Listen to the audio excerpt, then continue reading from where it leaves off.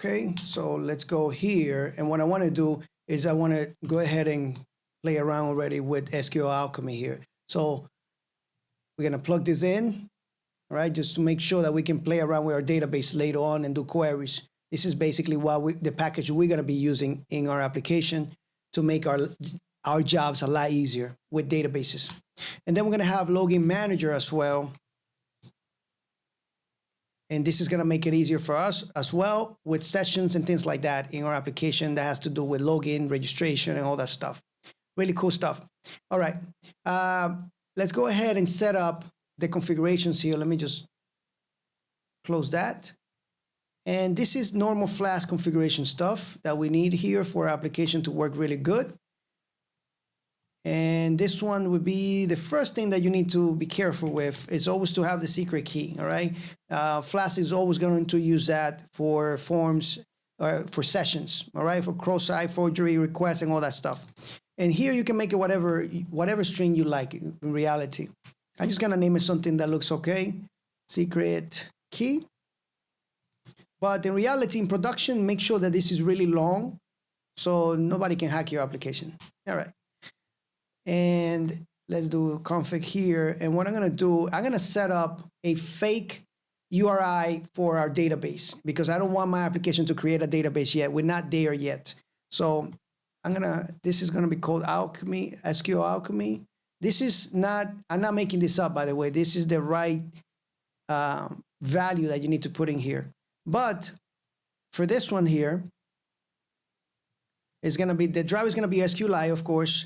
And this 3 / is going to mean that it's going to be on the root. But I'm not going to put the file name here. What I'm going to do is I'm going to make sure that this is on memory.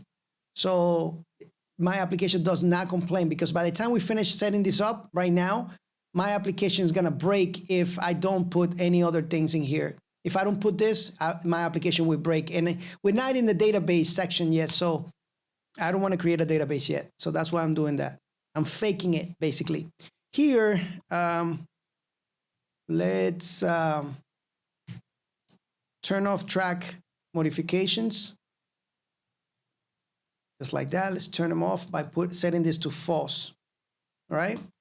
Now, we're going to grab this instance, and there is a method called init app, and we're going to pass in our app in there. Now, notice that I'm passing in the app that I got inside this function here. This is going to make it flexible for us. If I go ahead and put this inside here and we pass it this app, then, I cannot use this in another instance, right? Remember that I told you the reason why we use the factory pattern here is so it makes our application a lot more flexible and we can create multiple applications with different configurations. Anyway, let's use the login manager here. And this one also has a init app method. And I'm going to pass in the app as well. We're going to need that in there. And in the login manager, there is also something called the login view. This view here, this method, or should I say object, is going to be the function that is going to be triggering. This is the value for it. The login is going to be the login function. So now that we're speaking about that, let me go ahead and create that real quick so that I don't forget. So I'm going to create a register route and a login route. Okay. And now this value here, so whenever you go into a protected route, it's going to redirect you to the login function. All right. Not login path here, login function. So this is very useful. So it's going to redirect us here. Let me just put this to say login here. And this one would say register. There we go. And of course, register.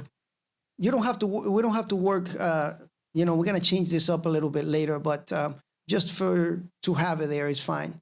All right. What else do we need? All right.